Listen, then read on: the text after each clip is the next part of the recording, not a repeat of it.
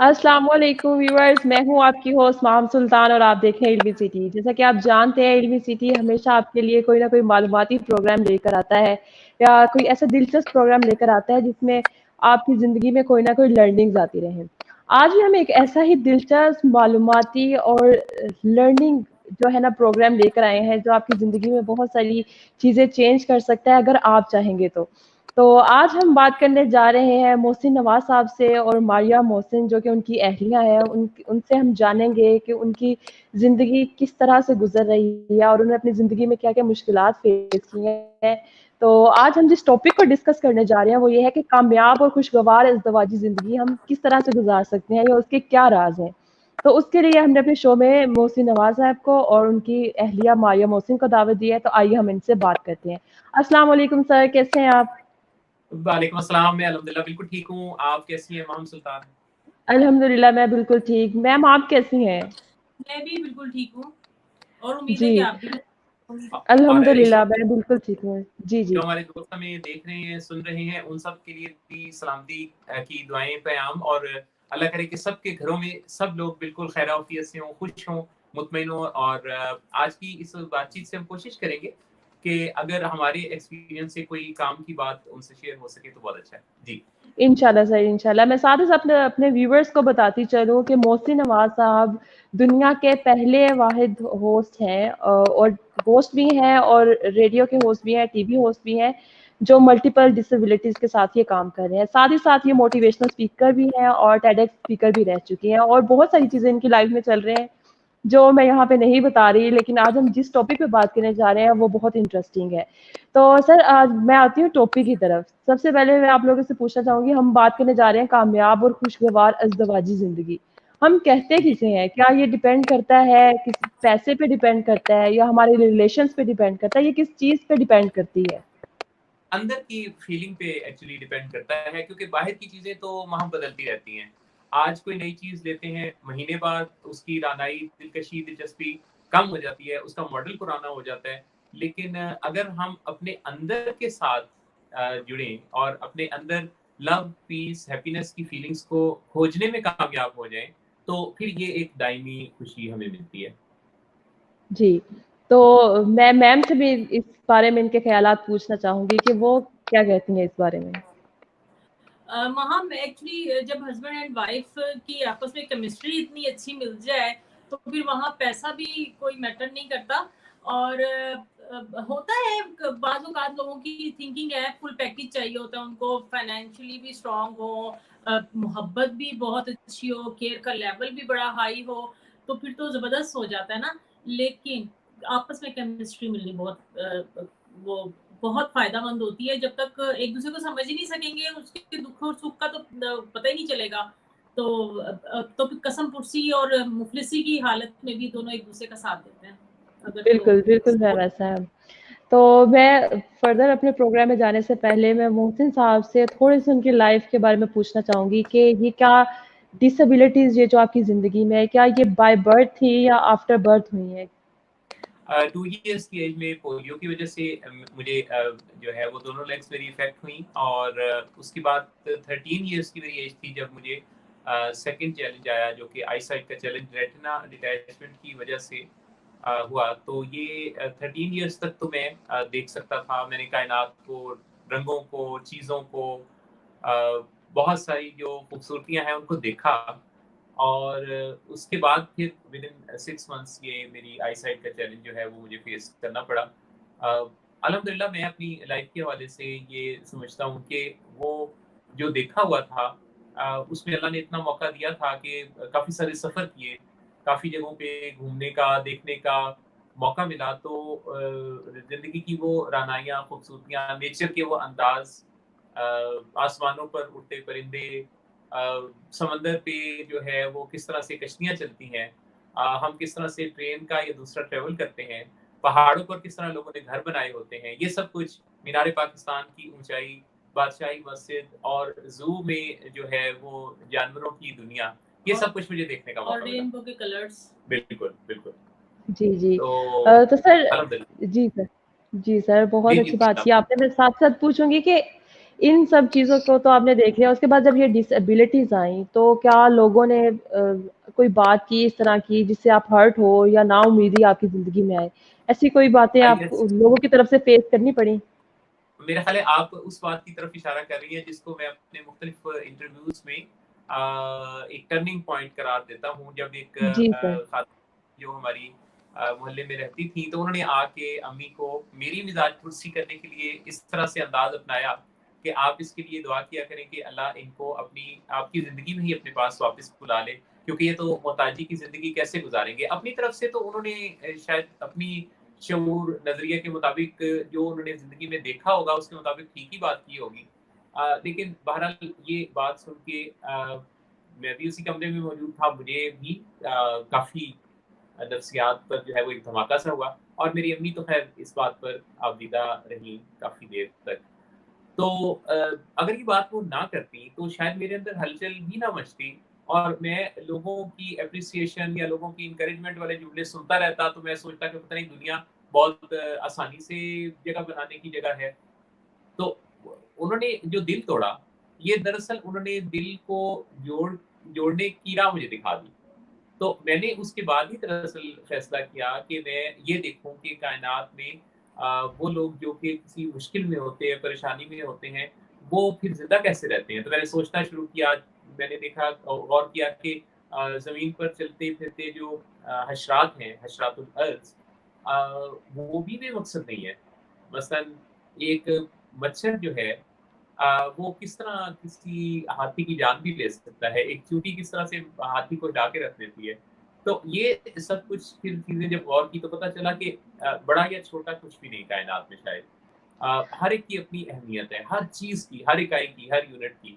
तो उस वक़्त इतनी कोई फ़लसफ़ियाना चीज़ें सीखने का मौका तो नहीं मिला था, लेकिन वो अल्लाह बड़ा मेहरबान है। वो बड़ा बेशक सर, बेशक। रहीम और गफूर है।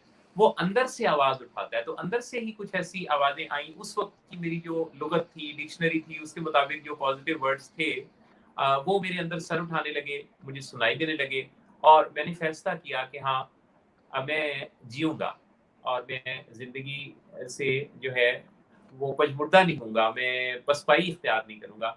तो मैंने 2 जी सर। फ़ैसलों में से एक फ़ैसला किया, जीने का फ़ैसला। जी, तो मैं साथ ही साथ मारिया साहिबा से भी पूछूँगी कि आप कब फर्स्ट टाइम मिली मोहसिन साहब से, या कब उनसे इंटरैक्शन हुआ पहला, और किस तरह ये बात आगे बढ़ी?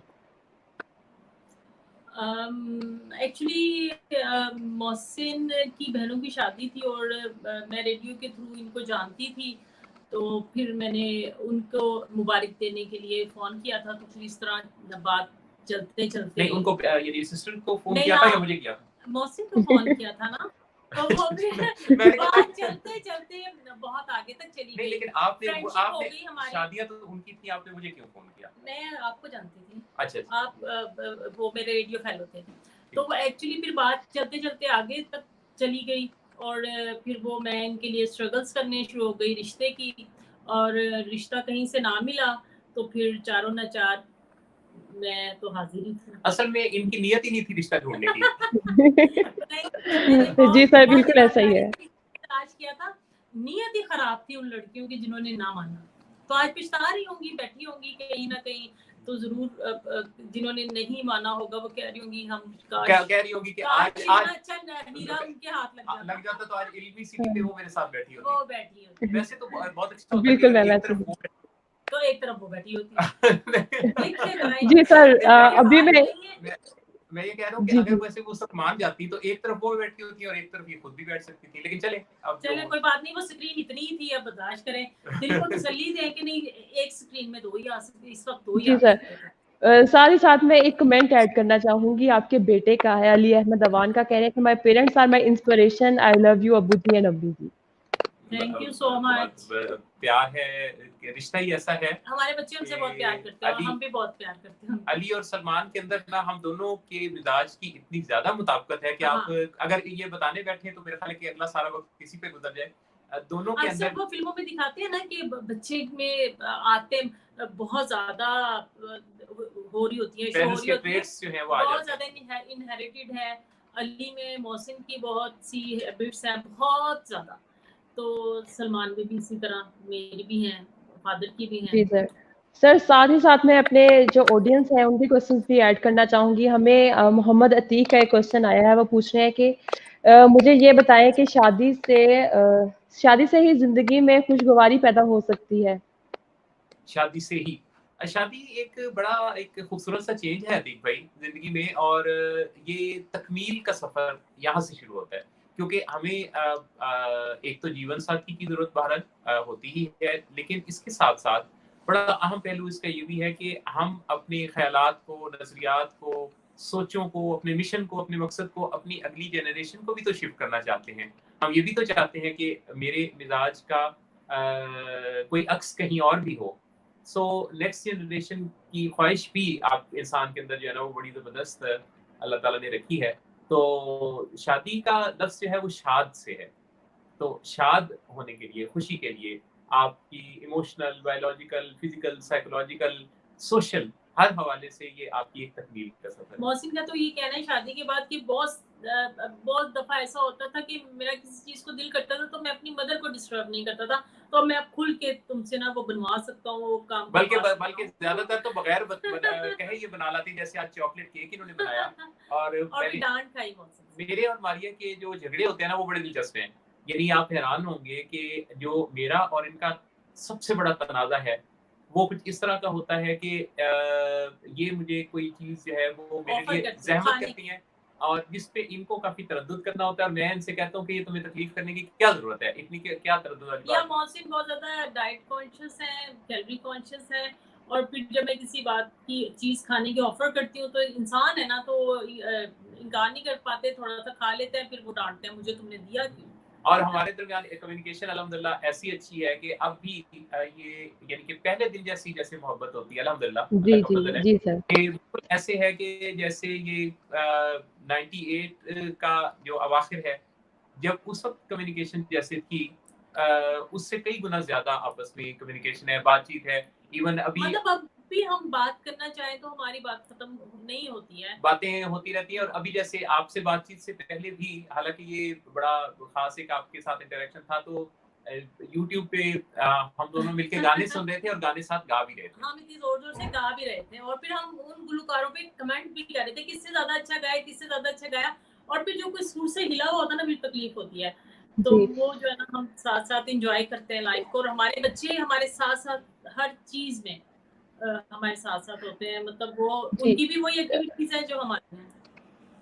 बिल्कुल मैम। मैम जो नेक्स्ट क्वेश्चन है वो मेरा आपसे है कि जब आपने ये डिसीजन लिया सर के साथ शादी का, तो क्या फैमिली की तरफ से कोई रद्द अमल आया था ऐसा कि ये तुमने कैसा डिसीजन ले लिया है या तुम्हें ये नहीं करना चाहिए था? उस मामले में थोड़ा बताइएगा। ये तो होता है, ये तो नेचुरल बात है। जब हम इस तरह का कोई डिसीजन लेते हैं तो बहुत मुश्किल होती है घर वालों के लिए भी कि उनकी मैं छोटी थी, सबसे छोटी बेटी, और इतनी लाडो वाली, और फिर वो एक अंदाजा ही नहीं होता ना कि इस तरह की शादी किस तरह चलेगी और कैसे सरवाइव करेंगे फाइनेंशियली वैसे। तो बहुत मुश्किल होता है। नॉर्मल डिसीजन लेते हुए लोग परेशान होते हैं कि भाई अच्छा खाता-पीता घर हो, लड़का कमाता हो, ये हो, वो हो। तो फिर ज़ाहिर है कन्विंस करना पड़ता है, और शुक्र अल्हम्दुलिल्लाह कि इस मरहले से आखिर हम जो है ना वो सही सलामत ये सब कुछ मरहले गुज़रे और हमारी शादी हो गई, लेकिन मुश्किल था, बहुत मुश्किल था। बिल्कुल मैम, ऐसा ही है। अब एक क्वेश्चन आप दोनों के लिए है कि एबिलिटी और डिसेबिलिटी का इम्तिज़ाज कैसे खुशगवार ज़िंदगी बना सकता है? बड़ा अहम सवाल है आपका। देखिए एबिलिटी या डिसेबिलिटी जो है ना ये फिजिकल नहीं होती, ये मेंटल होती है। जी, बिल्कुल। लाइफस्टाइल है, यानी कि इसको जो मेरा एक्सपीरियंस, मेरा जो इस बारे में ईमान है, यकीन है या एक्सपीरियंस है, वो ये है कि ये दरअसल डिफरेंट लाइफस्टाइल है। अच्छा, अब इसकी मैनेजमेंट कोई जानता है, कोई नहीं जानता। जैसे कि जो मेरे साथ फिजिकल चैलेंजेस हैं, सेम चैलेंजेस या इनमें से किसी एक चैलेंज के साथ कोई दूसरा फर्द है जो दूसरों पर डिपेंडेंस रखता है, दूसरों के लिए कोई ना कोई अपनी ज़रूरतें उनके साथ जोड़े हुए है। अच्छा, मेरा नज़रिया ये है कि उस काम के करने का कोई नए सांचे में ढाल दिया जाए, जिस वजह से अल्हम्दुलिल्लाह मुझे अपने घर में, अपने कामों में, अपनी फंक्शनैलिटी को यकीनी बनाने के लिए कम से कम मेरा दारोमदार होता है दूसरों पर। अब तक अल्हम्दुलिल्लाह ऐसा है। तो लिहाजा ये जो एबिलिटी और डिसेबिलिटी का आपस में कॉम्बिनेशन है, ये भी इस तरह का ही है कि दोनों को आपस में तालमेल ऐसा बनाना होता है कि ये इजाब कबूल है ना, कबूल है का सारा रिश्ता है। तो मैंने इस चीज़ को अपनी ज़िंदगी में कबूल कर रखा है कि मुझे एक डिफरेंट लाइफ़स्टाइल के साथ इन पर बोझ नहीं डालना। हाँ, मदद की ज़रूरत होती है, लेकिन ये बता सकती है ज़्यादा बेहतर कि इनको एक नॉर्मल कोई किसी घर में जो हाउसवाइफ़ हैं, उनकी निस्बत कितना एक फ़र्क है इनकी ज़िंदगी में मेरी इस डिसेबिलिटी की वज़ह से। मैं बताऊँ? हाँ, आप जी, जी मैम आप बताइए। एक्चुअली मैंने ना एक्चुअली मुझे याद ही नहीं रहता कि मौसी को कोई डिसेबिलिटी है। तो खुद ये भी नहीं है कि मैंने बहुत ज़्यादा इन पे वो करके रखा, डिपेंडेंट कर दिया इनको बहुत ज़्यादा कि नहीं मैं ही करूँगी, आपने नहीं हिलना। इन्होंने शुरू से ही अपने काम ज़्यादातर खुद ही किए। इवन इनको बाहर निकलने के अंदर व्हीलचेयर भी बाहर से लेनी है ना, इनके रूम के बाहर ही पड़ी है, तो इन्होंने खुद ही अंदर करनी है। और अक्सर तो मैं कहती हूँ मौसी लाइट ऑफ कर दें या ये कर दें या वो कर दें, तो स्विच बोर्ड इनके पास ही होता है, तो रिमोट भी एसी का इनके पास पड़ा होता है। तो मतलब बहुत से काम तो हम भी इनसे कह देते हैं। बहुत ज़्यादा मौसिन का एक दफ़ा फ्रैक्चर हो गया था लेग्स का, तो वो बहुत कोई और होता ना बंदा, तो वो पूरा डिपेंडेंट हो जाता कि नहीं जी मुझे तो उठाएं, मुझे तो ये करें वो करें। मौसिन ने जितने हो सकते थे काम और खुद ही दिमाग से सोचते थे कि मैंने इसका ये अल्टरनेट कर लूँ, इस चीज़ का ये अल्टरनेट कर लूँ, और इन्होंने बहुत कम बर्डन डाला है, वाक़ई बहुत कम बर्डन डाला है। और अगर कोई मैं कहती हूँ नफ़सियाती तौर पे डिस्टर्ब है, अबनॉर्मल है, ज़हनी तौर पे, तो वो उसके साथ लाइफ़ गुज़ारना बहुत मुश्किल है। मौसिन के साथ कभी भी मुझे मुश्किल नहीं लगा। हमें तो याद ही नहीं होता कि मौसिन को कोई डिसेबिलिटी है, कभी भी हम घरवालों को कभी महसूस ही नहीं हुआ। बहुत ईज़ी लाइफ़ जी है मैम। क्योंकि उन्होंने अपने आप को ज़्यादा डिपेंडेंट नहीं किया हम पे। जी। मैम हमारे पास एक क्वेश्चन है आपके लिए, सिद्रा बतूल पूछ रही हैं, madam how can a couple lead a successful life? हाँ, वही बात है कि आपस में अच्छा तालमेल हो और एक दूसरे को समझते हों और एक दूसरे की खुशी और गम का ख्याल रखते हों। ये नहीं है कि मैं हूँ तो मुझे ही सब देखा जाए, मेरी ही केयर की जाए। अक्सर ख़वातीन को शिकवे ही रहते हैं हस्बैंड से कि आप ये नहीं हमारे लिए करते, वो नहीं करते। जबकि मुझे ख़वातीन अक्सर ये पूछती हैं कि आपका दिल नहीं करता कि आप अपने हस्बैंड के साथ आउटिंग पे जाएँ, ड्राइव पे जाएँ, लॉन्ग ड्राइव पे जाएँ। तो ये सिर्फ हमारी सोच की बात है। हम नहीं सोचे ऐसी चीज़ें तो हम बॉदर ही नहीं करते हैं। तो अच्छी सक्सेसफुल लाइफ़ तो यही है कि हम इन चीज़ों से मुबर्रा होकर लाइफ़ गुज़ारें और कामयाबी तो तभी है हम समझें। अब मुझे पता है कि मौसिन नहीं मुझे ले जा सकते, नहीं हम ड्राइविंग ये नहीं कर सकते, बाकी सब हम एन्जॉय करते हैं, हम जाते भी इकट्ठे। तो अब मैं उसी चीज़ को लेके बैठूँ, रोना रोती रहूँ, अपनी लाइफ़ को डिस्टर्ब करती रहूँ, तो ये तो नहीं मुमकिन ना। तो मैं तो खुश रहती हूँ। हमारी लड़ाई भी होती है तो हम तो थोड़ी देर बाद वैसे ही चिल कर रहे होते हैं। ये हम पे डिपेंड करता है कि हमने अपनी लाइफ यानी को आपकी लड़ाई भी होती है? हमारी होती है।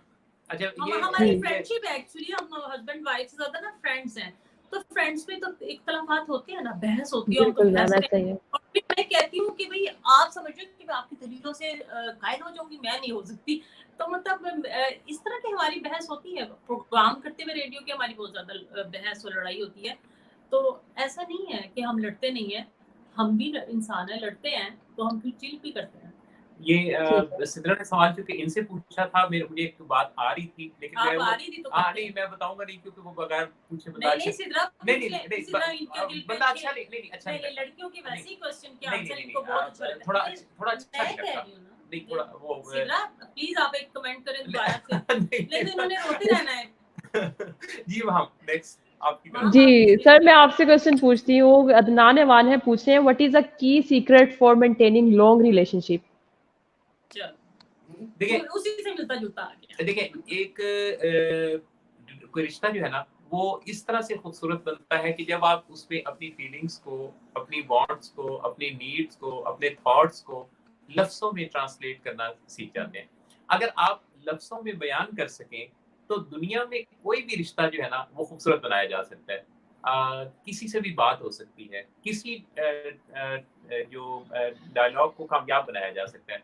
बस आपको बात करना आना चाहिए और आपके पास बात करने का सही ढंग तरीका होना चाहिए, मुनासिब तरीका, जिससे कि कोई दूसरा ऑफेंड ना हो। तो मैं समझता हूँ कि दुनिया में सबसे बड़ा हुनर और सबसे बड़ा जो इम्तियाज़ इंसान को अल्लाह ने दे रखा है, वो 2 चीज़ें हैं।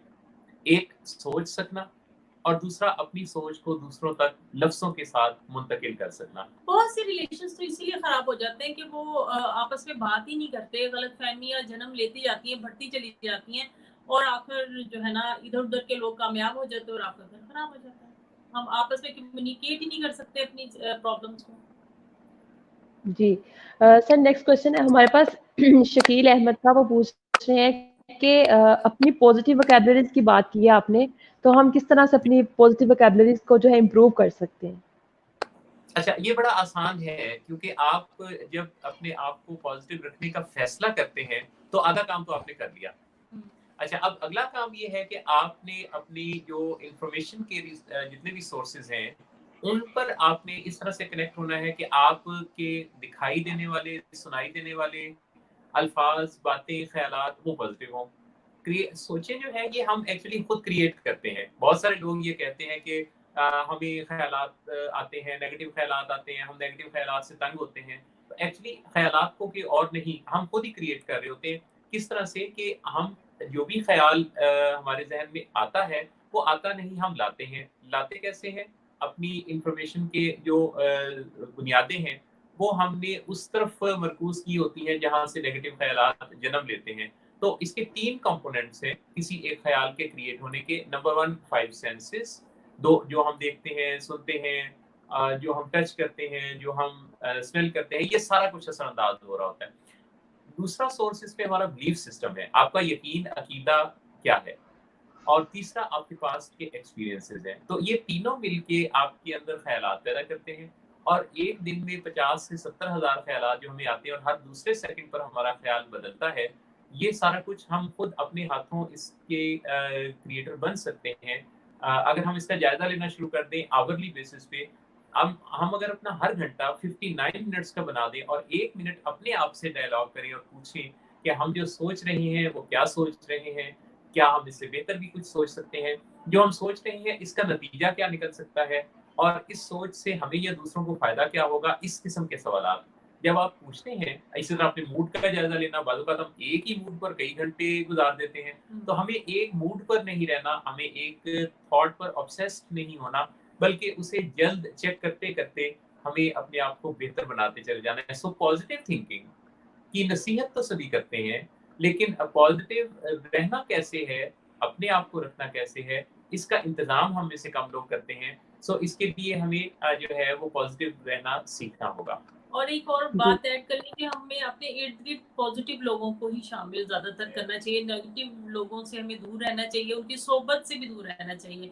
जितना पॉज़िटिव एनवायरनमेंट हमारे पास रहेगा, हम उतने ही पॉज़िटिव रहेंगे। जी।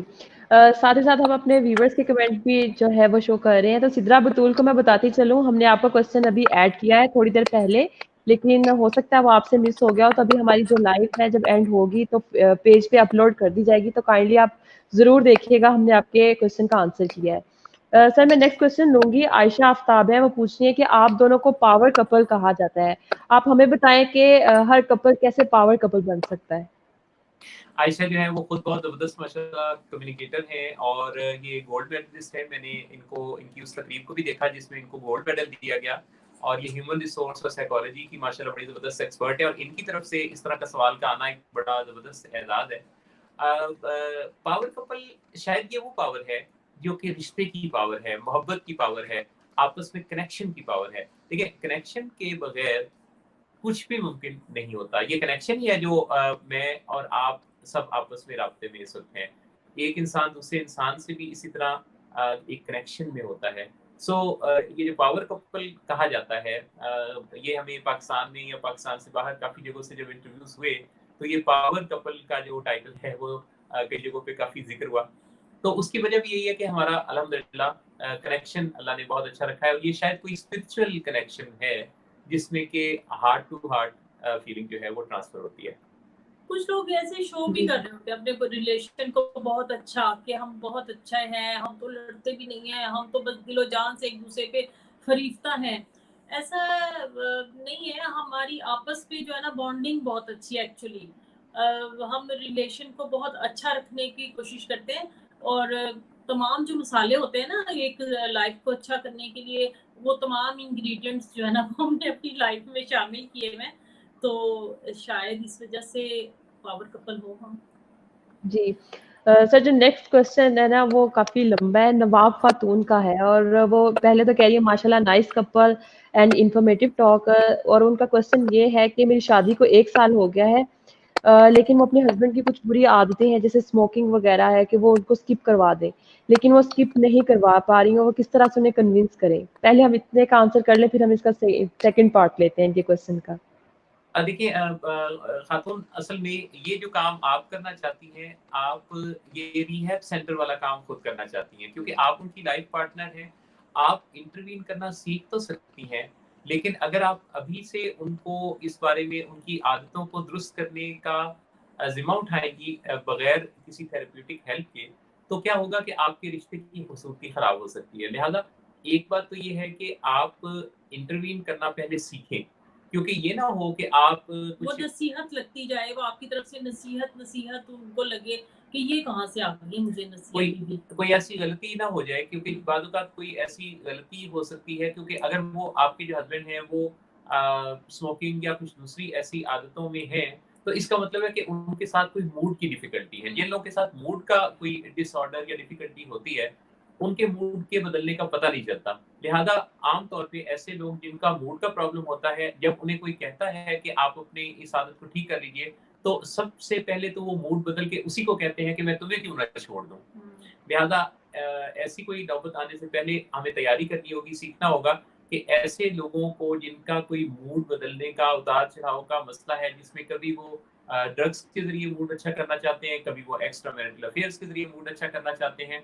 तो ऐसे लोगों की ज़िंदगी को बेहतर कैसे बनाया जाए और उनको कैसे ये आगाही दी जाए, शऊर दिया जाए कि ये उनके लिए अच्छा नहीं है। क्योंकि शादी के कुछ जो अर्ली इयर्स होते हैं ना वो बहुत अहम होते हैं, उसमें बहुत ज़्यादा अंडरस्टैंडिंग की लेवल अभी डेवलप हो रहा होता है ना, अंडरस्टैंडिंग हो रही होती है, उसमें अगर आपकी तरफ से इस तरह की बहुत ज़्यादा नसीहतें उनको जाएंगी ना तो वो इरिटेट हो जाएंगे बहुत जल्दी, तो आपकी जो जायज़ बात है ना उसको भी नहीं सुनेंगे।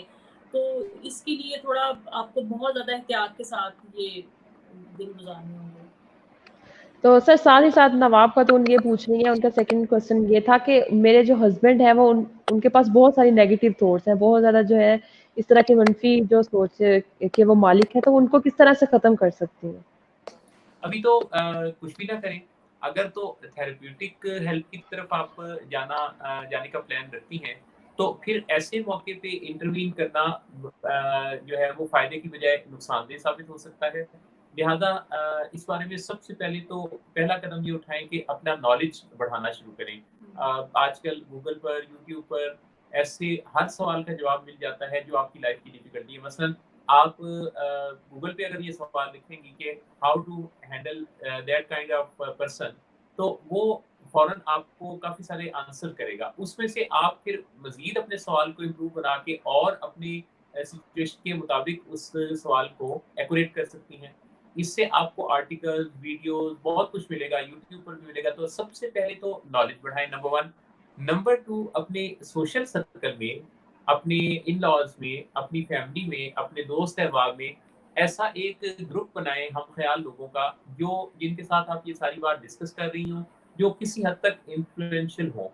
उनके साथ जब आप ये सारी बातें करेंगी तो आपके हम-ख़याल 2-4 लोग जब होंगे, तो फिर आप कुछ बात करने की पोज़ीशन में होंगी। फिर कोई मौका आएगा कि आप अपने हस्बैंड को ये भी कह सकेंगी कि मेरा ख़्याल है कि आप अगर मुनासिब समझें तो हम इस मसले के हल करने के लिए किसी माहिर से बात करते हैं, किसी एक्सपर्ट से बात करते हैं, किसी थेरेपिस्ट के पास चलते हैं। तो उससे पहले इसकी तैयारी, इन्फ्लुएंशियल एक ग्रुप और देन बात करने के बाद फिर प्रोफेशनल हेल्प की तरफ आना, ये एक्चुअली 3 स्टेजेस हैं जिनसे गुज़र कर आप अपने हस्बैंड के साथ एक अच्छी ज़िंदगी को बुनियाद फराहम कर सकती हैं। जी। Sir next question Mohammad Mazharuddin का है, वो पूछ रहे हैं कि how to manage each other mistakes for maintaining happy life? गलतियाँ हम सब से होती हैं। मैं, आप, हम सब लोग अपनी ज़िंदगी में गलतियां करते रहते हैं। असल बात यह है कि गलती करने के बाद अपने आप को कोसने लगना या इस बारे में दूसरों को जिम्मेदार ठहराते रहना कि ये जो गलती मैंने की ये मेरी वजह से नहीं, ये उसकी वजह से हुई। कई दफा हम उस गलती पर इतना ज्यादा स्टक हो जाते हैं कि हम अपनी जिंदगी का ढेर सारा वक्त गुजारते हैं। तो पहली दफा जो होती है वो गलती नहीं होती, गलती को दोहराना असल में गलती है। बहुत से लोग ब्लेमिंग एटीट्यूड रखते हैं, वो अक्सर तो हस्बैंड जो है वो वाइफ को ही ब्लेम करते रहते हैं, करते खुद कुछ नहीं है, कहते हैं तुम्हारी वजह से मेरी जिंदगी में कामयाबी नहीं आई, तुम जो हो वो मुझे इस तरह रुकावट बनी रही। और कुछ खवातीन जो है वो अपने हस्बैंड्स को ब्लेम करती रहती हैं कि तुमने मेरी घर में इज्जत नहीं करवाई या तुमने मेरे लिए ये नहीं किया वो नहीं किया। ये ब्लेमिंग एटीट्यूड भी जो होता है ना, ये हमारी लाइफ को डिस्टर्ब करता है। जी। मोहसिन राना साहब पूछ रहे हैं कि मोहसिन साहब आपने एक हीरो की तरह ज़िंदगी को गुज़ारा है, लेकिन कुछ लोग ऐसे भी होंगे जो आप जैसे हौसलामंद नहीं होंगे, तो क्या आपने उनके लिए कभी कुछ करने का सोचा है? मैं अल्हम्दुलिल्लाह मुझे ये तौफीक हासिल होती रहती है। तकरीबन यानी कि कोई हफ्ता ऐसा नहीं गुजरता कि जब कुछ ना कुछ कहीं ना कहीं टू सम एक्सटेंट जितना मैं कर सकता हूँ।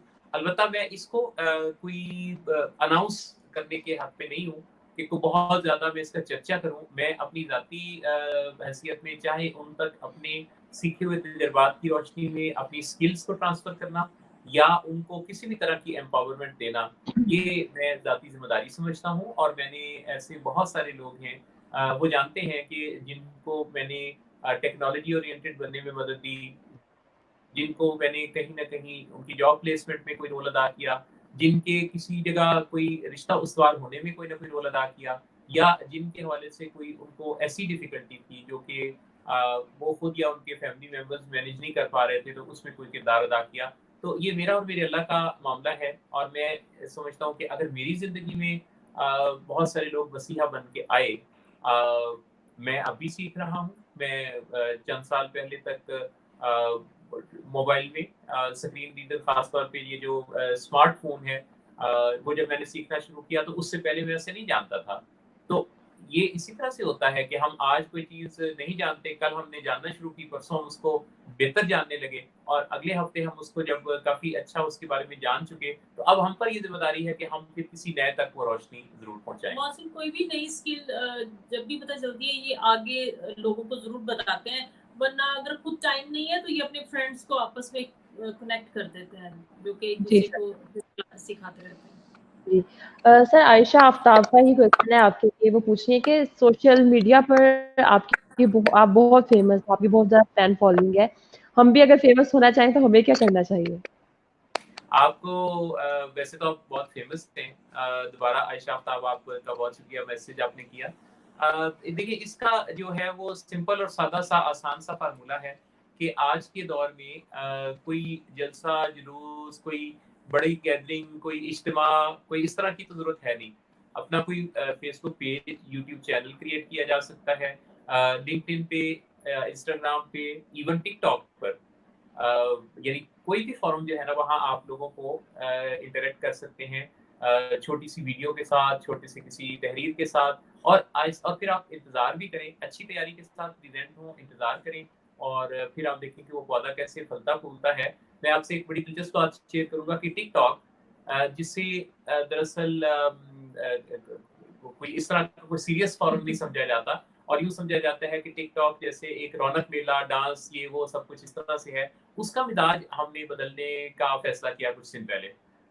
मैं और अली अहमद अवान मेरा बेटा और सलमान अहमद अवान हम सब चूँकि सोशल मीडिया पर काफ़ी गहरी नज़र रखते हैं, रुझानात को डिस्कस कर रहे होते हैं, तो हमने डिसाइड किया कि हम टिकटॉक पर जहाँ ऑडियंस तो बहुत सारे हैं, लेकिन उस पर जो है वो लोगों को डायरेक्शन नहीं है। तो हमें तो कोई ऐसा फ़ोरम चाहिए जहाँ लोग तो ढेर सारे हों, उनको लीड करना, उनकी सोचों को बदलना ये कोई इतना मुश्किल नहीं होता। तो हमने टिकटॉक पे अपने अकाउंट्स को क्रिएट किया।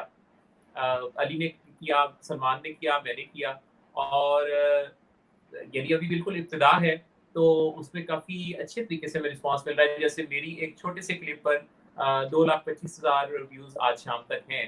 तो एक ऐसे फ़ोरम पे टिकटॉक जो कि दरअसल नौजवानों का, यंगस्टर्स का वो पार्टी ग्रुप का दरअसल वो एक एप्लीकेशन है। हाँ, एंटरटेनिंग का उस पर कोई ऐसी जो बात है, जो कि ज़रा सोचने वाली, गौर करने वाली है, ऐसे चंद सेकंड्स के क्लिप का इतना वायरल होना, या जैसे अली है, अलिया मदवान, उसकी 4 मिलियन से ज़्यादा भी एक इसी तरह की वीडियो के क्लिप के जो है वो व्यूज़ बने। इसी तरह सलमान की वीडियोज़ के व्यूज़ बनते हैं। तो ये यानी अगर हम कुछ लोगों को दिखाना चाहें तो हम दिखा सकते हैं, हम उनका टेस्ट भी चेंज कर सकते हैं। बात है कि उनको देखने के लिए हम कुछ मटेरियल दें। इरादा होना चाहिए। और ये भी मैं आपको बताऊँ कि जब चाहे स्कोप जो है ना, स्कोप आपने खुद क्रिएट करना होता है। आप मुझे बताएँ, अगर बताएँगे कि कोई नया एक ऐसा फॉर्म है जिस पर लोग इस तरह के नहीं हैं, बिल्कुल मुख्तलिफ हैं, तो मैं इस पे सोचना शुरू कर दूँगा कि अच्छा इस पर इस तरह की थिंकिंग के लोगों को कैसे हमने स्कोप देना है और उनकी सोचों को डायरेक्शन कैसे देनी है। तो लीडरशिप क्वालिटी हमें ये सिखाती है कि हमने लोगों की सोचों को डायरेक्शन देना होती है, उन्हें लीड करना होता है और फिर यही हुनर हमने दूसरों को भी सिखाना होता है। आजकल मशहूर होना तो कोई मुश्किल ही नहीं है, कैमरा आपके हाथ में है, बस आप स्टार्ट बिल्कुल हो मैम, जाएँ। ऐसा ही है। नेक्स्ट क्वेश्चन है हमारे पास बिलाल रमज़ान का, वो पूछ रहे हैं कि what is the role of society for happy married life? कि सोसाइटी किस तरह से रोल प्ले कर सकती है? तो सोसाइटी तो ज़ालिम समाज है। सोसाइटी से तो सोसाइटी अगर से बहुत कम देखे कि किसी ने किसी की रिलेशंस को बेहतर कराने में बहुत रोल अदा किया हो। देखिए, लोगों से ये तवक्को रखना जो है ना, ये खामख्याली होगी कि सोसाइटी कोई रोल अदा करेगी। हाँ। अभी सोसाइटी को बहुत कुछ सीखना है। अलबत्ता मैं, आप और हम सब लोग ही इस सोसाइटी का हिस्सा हैं, तो हम में से अगर कोई 4 लोगों की सोच बेहतर होती है, तो 6-7 वो खड़े होते हैं जो हमारी सोचों की मुखालफत करने वाले होते हैं। अक्सर ऐसा होता है ना कि एक मियाँ-बीवी में झगड़ा हुआ, तो कुछ लोग अगर सुलह करवाने आते हैं ना, तो एक ही बात सुनते हैं और उनको हाँ में हाँ मिलाते हैं। उठ के जाते हैं तो शौहर को की हाँ में हाँ मिलाना शुरू कर देते हैं। मतलब अक्सर लोगों को तो समझ ही नहीं आती है कि हमने इनका पैचअप करवाना कैसे है। तो ये होता है कि बिल्कुल ऐसा ही है। अवेयरनेस की तो सोसाइटी क्या हम खुद ही कर सकते हैं अपने लिए जो भी कर सकते हैं। ठीक है। अमीन खान पूछ रहे हैं कि मोहसिन साहब, आपने अपनी प्रोफ़ेशनल लाइफ़ को किस तरह से अपनी पर्सनल लाइफ़ के साथ मैनेज किया है इन डिसेबिलिटीज़ के साथ? मैं विलिंग बेस एक इदारा है, हम साइकोलॉजी, काउंसलिंग और एडिक्शन के ट्रीटमेंट्स के लिए पाकिस्तान की एक लीडिंग ऑर्गेनाइजेशन है। पाकिस्तान में लाहौर, कराची, मरी, इस्लामाबाद में जो सेंटर्स हैं, तो मैं इनके हेड ऑफिस में एग्जीक्यूटिव डायरेक्टर पीआर के तौर पे काम करता हूँ और मेरा जो दिन है वो वहाँ गुजरता है। गोके घर आने के बाद भी मेरे पास काफ़ी क्लाइंट्स के राब्ते हो रहे होते हैं, बातें चल रही होती हैं, टेलीफ़ोन कॉल्स चल रही होती हैं। उसको मैंने कुछ इस अंदाज़ में ढाला है कि वो सारे मौज़ूआत जो जिन पर लोगों से बातें होती हैं, उनका कुछ अनजाने में घर में भी डिस्कशन का जो है ना मौज़ू, अक्सर वही मौज़ूआत होते हैं। मतलब एक मोहसिन सारी ऑफिस की मतलब ज्यादातर आके ना हमसे वही शेयरिंग जो कि लर्निंग करके आए हुए होते हैं ना, तो इनकी कोशिश होती है कि ये बच्चों में वो जो है वो जरूर बच्चों को बताएं, जो सारी अपनी लर्निंग को शिफ्ट करते हैं बच्चों। तो ये जो लोगों की ज़िंदगी के मसाइल हैं, इत्तेफ़ाक से मेरा जो प्रोफ़ेशन है वो भी यही है कि लोग अपने मसले बताते हैं और उनके हल के लिए मेरा इदारा, प्रोफ़ेशनल सारे मिलके टीम काम कर रही होती है। सो मसले और उनका हल, ये हमारा मौज़ू है, यही प्रोफ़ेशनल लाइफ़ का मौज़ू है और यही पर्सनल लाइफ़ के मौज़ूआत हैं। दोनों बेटे अली अहमद अमान, सलमान अहमद अमान, चूँकि साइकोलॉजी के ही स्टूडेंट्स हैं और साइकोलॉजी ही इनका फ़ील्ड है और दोनों उसमें माशाल्लाह इतना तेज़ी से ग्रो कर रहे हैं कि दोनों ने बहुत सीखा, जाना और अपने इस सब्जेक्ट के हवाले से दोनों माशाल्लाह पाकिस्तान में अपनी एक ख़ास पोज़ीशन रखते हैं। सो हमारे जो मौज़ूआत हैं वो चूँकि यही हैं, तो इसलिए कोई फ़र्क नज़र नहीं आता। वैसे भी जी। हमारे जो हम सारे फैमिली मेंबर्स हैं ना, वो सबके जानने वाले एक ही हैं, एक्टिविटीज एक ही हैं, बातें एक ही हैं, तो वो फिर इसलिए टाइम गुजरने का पता नहीं चलता और बातें होती रहती हैं। जी सर, हमारे पास एक और क्वेश्चन है फ़िज़ान अहमद चौधरी का, वो पूछ रहे हैं कोई ऐसी बात जिससे यंगस्टर को उनके गोल पे फ़ोकस करने में हेल्प हो? देखिए, फैज़ान अहमद चौधरी, हमारी जो जो गोल आपका ज़िंदगी का ऐसा गोल है ना, जो कि आपके अंदर की आवाज़ है, तो उस पर उससे तवज्जो हटती नहीं है। बिल्कुल। जैसे कि आपका जो पैशन है, वो पैशन आपको सोने नहीं देता। यानी आपको जब भी करवट आप बदलते हैं, तो आपको उसी का ख़्याल आता है। लिहाज़ा गोल जो आपने मुकर्रर किया है अपने लिए, वो गोल अगर आपके पैशन से मिलता-जुलता है, अगर वो आपका रियलिस्टिक अप्रोच रखने वाला गोल है, तो कभी ये हो नहीं सकता कि आपका फोकस उससे दाएं बाएं हटे। इसका जायजा लेना होगा कि कहीं ऐसा तो नहीं है कि वो गोल आपके किसी और का दिया हुआ है, जैसे कई दफा माँ बाप अपने गोल अपने बच्चों को मुंतकिल कर देते हैं, तो बच्चे एक्साइटेड ही नहीं हो पाते उसके लिए। लिहाजा अपने गोल पर फोकस, अगर गोल आप ही ने तैयार किया और वो रियलिस्टिक भी है, तो उस पर फोकस रखने के लिए आप फिर जायजा लें कि आपके फोकस की क्या डिफिकल्टीज हैं। उस डिफिकल्टी को मैनेज करने के लिए आपको पढ़ना होगा। रोजाना अगर आप जस्ट 25 मिनट्स के लिए ऐसी लर्निंग पे जाएं जिससे कि आप सीखें कि जिंदगी में जो सक्सेस अचीवर है वो कैसे बना जाता है, तो आप दुनिया के उन बेहतरीन लोगों में शुमार हो जाएंगे जो कि अपनी तैयारी इतनी रखते हैं कि वो कबल अज़ वक्त उस फील्ड में बहुत नुमायां और मुमताज़ पोजीशन पाते हैं। फोकस में कई दफ़ा कुछ मसाइल होते भी हैं, कई दफ़ा हमारी कंसंट्रेशन के मसाइल होते हैं। सो इस बारे में हमें अपनी यूट्यूब से, गूगल से, किताबों से, दोस्तों से, प्रोफेशनल से मदद लेने के बहुत सारे ज़राए को हम इस्तेमाल कर सकते हैं। और अपने गोल्स जी छोटे-छोटे बनाएं, बहुत बड़े नहीं बनाएं, जो कि आपको पूरा करना ही मुश्किल हो जाए। जी मैम, बिल्कुल ऐसा ही है। आयशा साहब का क्वेश्चन है मैम से कि वो पूछ रही हैं कि आप यूट्यूब चैनल कब स्टार्ट करेंगी? क्योंकि वो आपको रेडियो पे सुनती हैं और वो पूछ रही हैं कि आप यूट्यूब चैनल कब स्टार्ट करेंगी?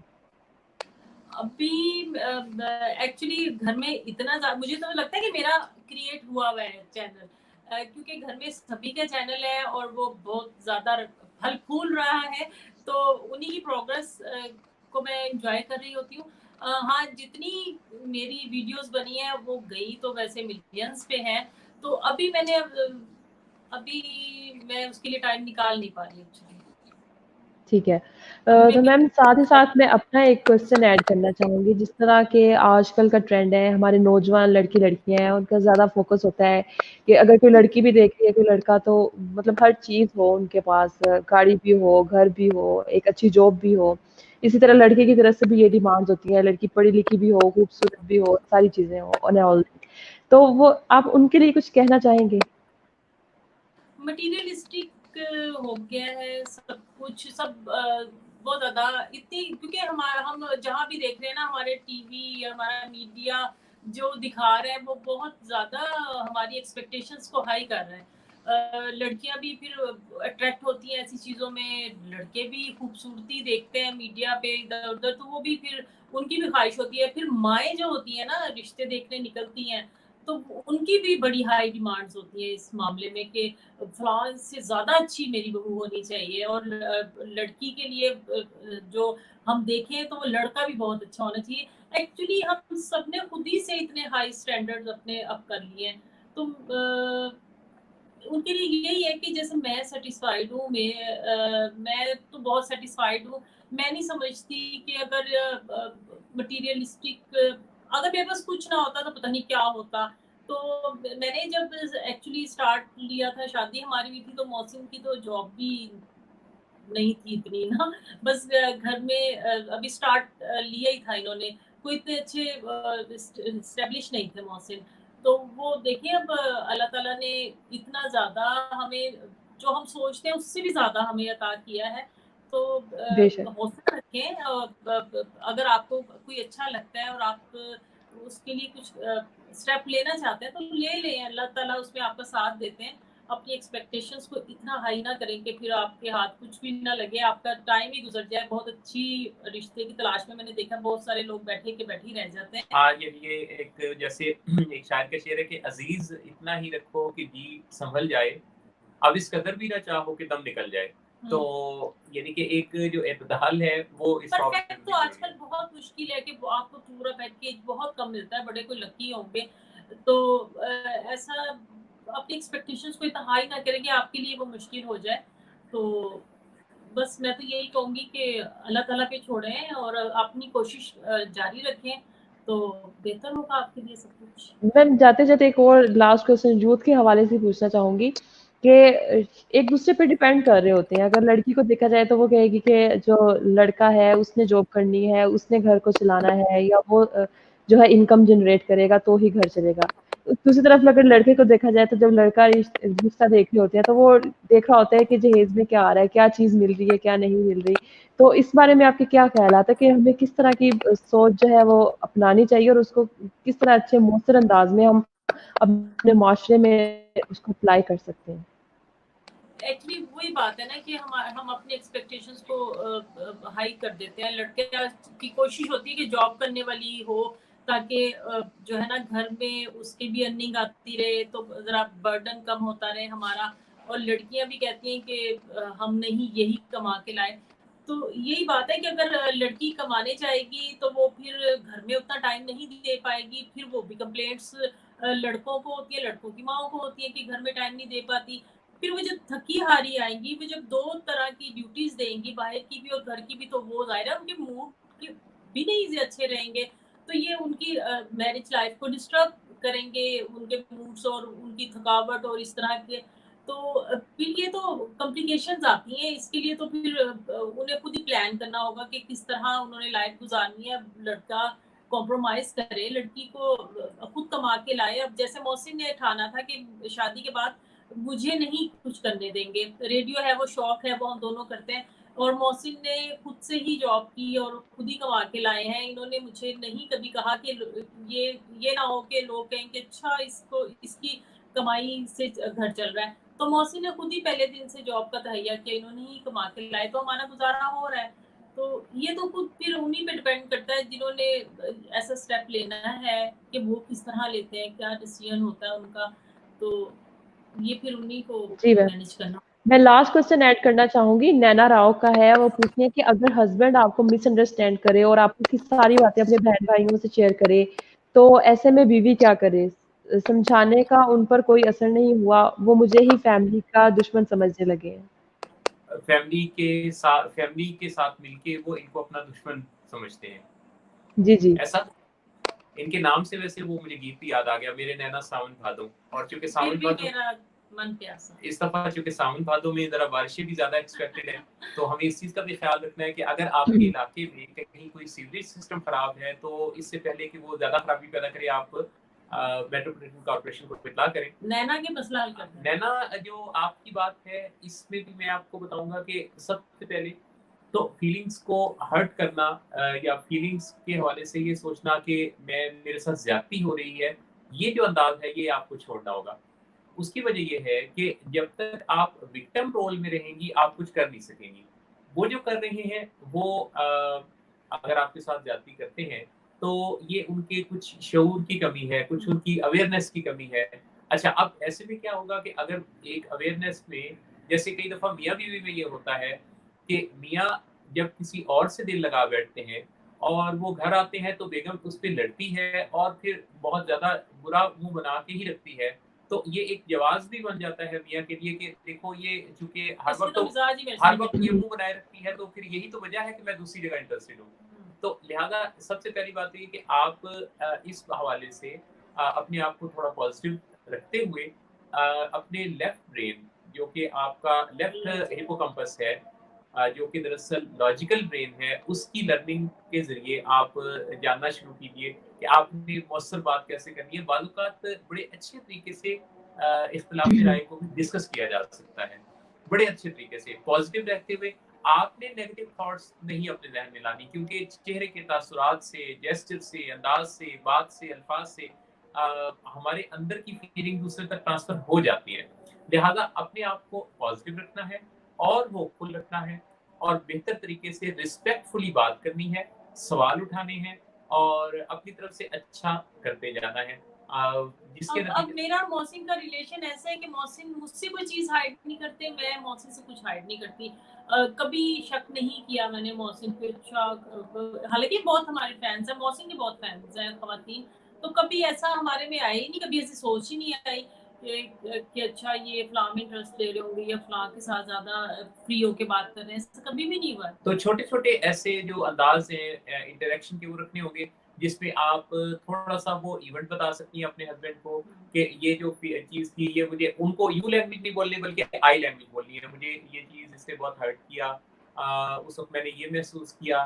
मैं आपसे ये तवक्को करती हूँ। देखिए, मैं आपकी बड़ी इज़्ज़त करती हूँ, आपके साथ मेरा बड़ा प्यार का रिश्ता है, लेकिन इस बात से मुझे तकलीफ़ हुई तो मैं आप ही से कह सकती हूँ ना, और मैं किससे कह सकती हूँ।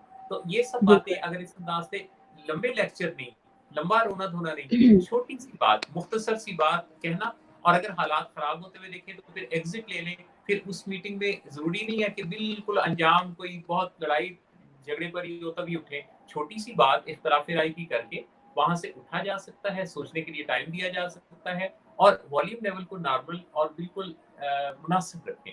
क्योंकि बाद-औक़ात गुस्से में हम ऊँची आवाज़ में बात करते हैं, हम बॉडी के ऐसे अंदाज़ अपनाते हैं जो कि गुर्राने वाले अंदाज़ होते हैं। लिहाज़ा अपनी जो बॉडी लैंग्वेज है उसको भी अच्छा रखना है, लहजे को भी अच्छा रखना है। तो जब आपकी बात खत्म हो तो किसी अच्छी बात पे खत्म हो। नतीजा जो है वो बिलाखिर आपको मिल जाएगा इंशाल्लाह। जी sir, thank you so much sir.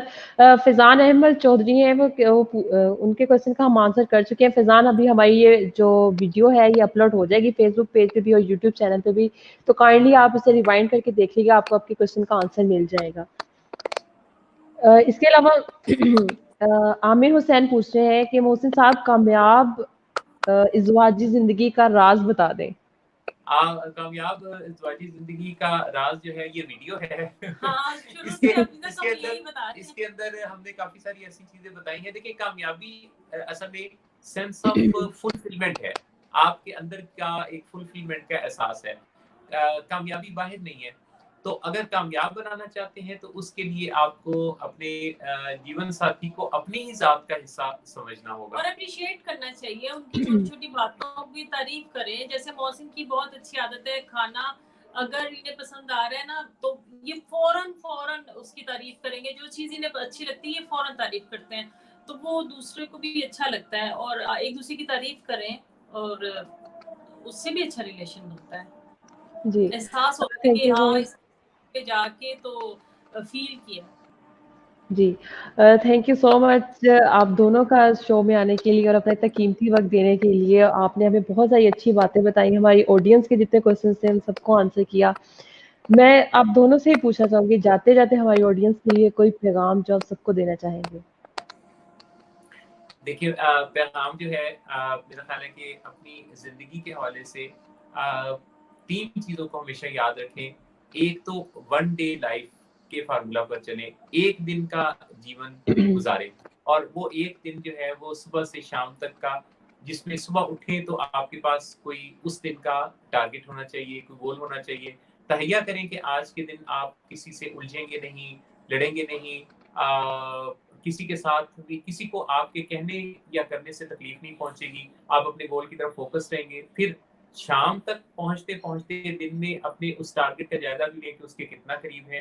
अपने असल एजेंडे से ना हटें और अपने मूड को खराब मत करें। बाज़-औक़ात खराब मूड आपको अपने गोल से दूर कर देता है। तो वन डे लाइफ़ के फ़ॉर्मूला को अपनाएँ, नंबर 1।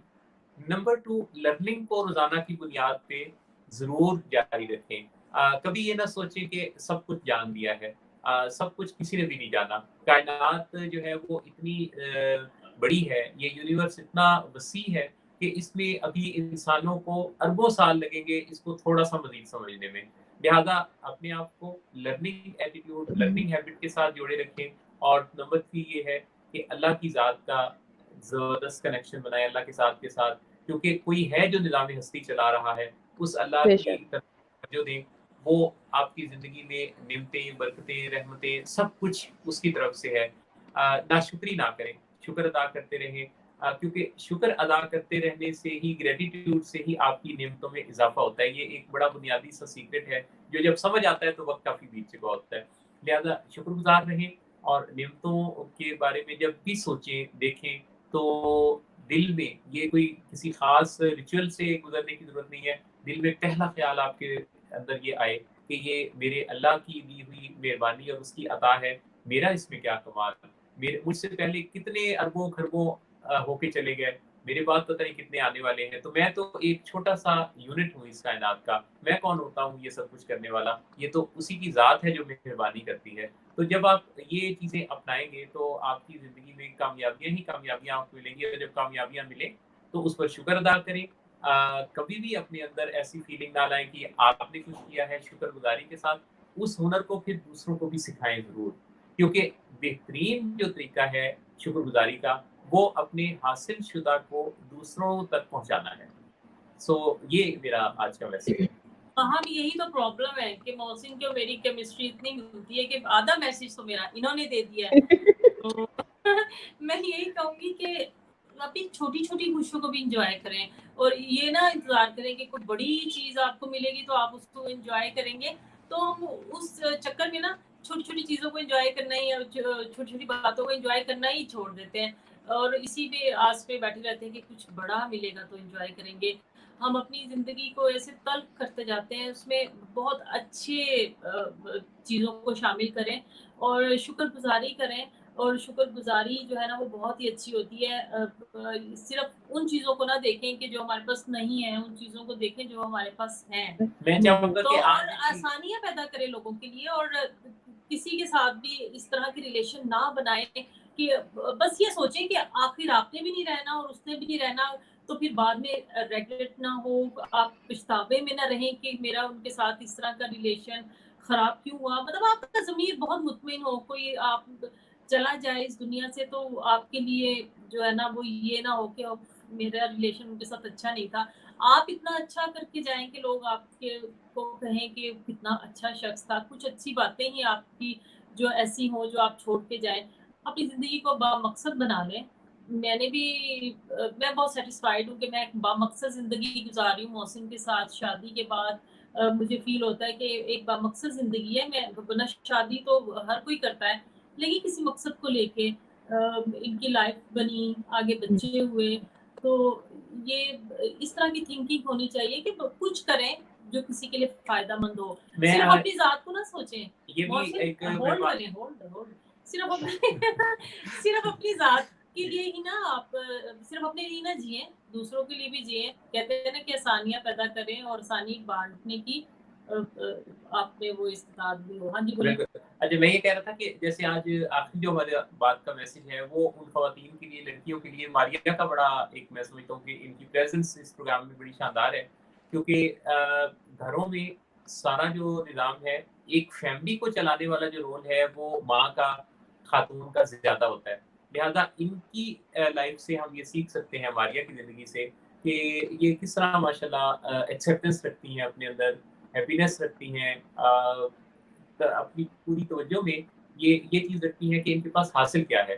लिहाज़ा अगर घरों में जो ख़वातीन ब्याही हुई हैं, घरवाली हैं, वो अगर इनकी ज़िंदगी को स्टडी करें तो उन्हें अंदाज़ा होगा कि तो कोई कमी-कमज़ोरी भी ज़िंदगी में हो तो खुश रहा जा सकता है। जिनकी शादियाँ अभी नहीं हुई, अगर वो भी इनकी लाइफ़ को स्टडी करें तो इनसे बहुत कुछ सीख सकती हैं। अल्लाह आपको बहुत सब लड़कियों को बहुत अच्छी ज़िंदगी दे, बड़े अच्छे खूबसूरत अच्छा घरानों में वो लोगों के पास इतना कुछ होता है फिर भी वो रोते ही रहते हैं। तो आप बड़े अच्छे घरों में जाएँ, लेकिन उससे पहले अगर तैयारी हो जाए, क्या? मैं समझता हूँ कि लड़कियों को शादी से पहले कोई ना कोई ऐसी रोल मॉडल खातून अपने ज़हन में ज़रूर रखना चाहिए, किसी खातून से मिलना चाहिए, किसी खातून से इन कॉन्टैक्ट आना चाहिए, जिनसे कि वो फिर कामयाब ज़िंदगी के बारे में कुछ सीख सकें, कामयाब मिज़ाज। दरअसल कामयाब ज़िंदगी के कोई ऐसे राज़ नहीं है, कामयाबी दरअसल एक मिज़ाज दिलाता है। तो ऐसा मिज़ाज रखने वाली जैसे माशाल्लाह इनकी शख्सियत है, और बहुत सारे लोग हैं माशरे में, ऐसे लोगों को सुने, ऐसे लोगों से मिले, ऐसे लोगों से दोस्ती करें, करीब हों, तो इससे एक खातून का जब मिज़ाज बदलेगा, तो आपकी अगली नस्ल का मिज़ाज बदलेगा। मैं समझता हूँ कि एक खातून चूँकि एक पूरी नस्ल को आगे तख्लीक करती है, परवान चढ़ाती है, लिहाज़ा हमारे माशरे की प्यारे पाकिस्तान की ख़वातीन अगर अपने मिज़ाज को इस तरह से बना लें कि उनके घर में उनका जो रोल है वो मुस्बत और पॉज़िटिव हो जाए, तो हम एक रोशन, उजला, खूबसूरत पाकिस्तान का मुस्तक़बिल जो है वो देख सकते हैं। सारी बात इंशाल्लाह। मुआशरी तरक्की की नहीं है, सारी बात इकोनॉमिकल जो डेवलपमेंट है उसकी नहीं है। असल बात ये है कि आपका ये छोटा पाकिस्तान, आपका घर, इस वक़्त पुरसुकून है या नहीं? अगर आप अपने घर को पुरसुकून बनाने में कामयाब हो गए, तो 22 करोड़ लोग अगर ये सबक सीख लेंगे, तो पूरा पाकिस्तान खुशहाल हो जाएगा। बेशक सर, ऐसा ही है। थैंक यू सो मच, आपने लास्ट में इतना प्यारा और इतना खूबसूरत मैसेज दिया हम सबके लिए, मेरे लिए भी और बहुत सारे और भी यंगस्टर्स हैं जिनको आपने ये मैसेज दिया। होप सो सबने कुछ ना कुछ लर्न किया होगा और अपनी ज़िंदगी में इसको अपनाने की पूरी कोशिश करेंगे। Thank you so much sir program में आने का। मैम आपका भी बहुत-बहुत शुक्रिया। आपका बहुत शुक्रिया, आपने बड़ा अच्छा कंडक्ट किया। मैं आपके यूनिवर्सिटी को और आपको बहुत शुक्रिया अदा करता हूँ कि आपने इतनी मोहब्बत से, इज़्ज़त से, प्यार से हमें मौका दिया कि हम ऑडियंस के साथ बात कर सकें। खुश रहिए, बहुत थैंक यू सो शुक्रिया। Much. Thank you so much. साथ ही साथ मैं अपने व्यूअर से भी इजाज़त चाहूँगी, इंशाल्लाह हम दोबारा आपके साथ मुलाकात करेंगे किसी और अच्छे गेस्ट के साथ, किसी और मोटिवेशनल स्पीक के साथ और जिसमें आपके लिए बहुत सारी लर्निंग होंगी। तब तक के लिए मुझे इजाज़त दीजिए। अल्लाह हाफ़िज़।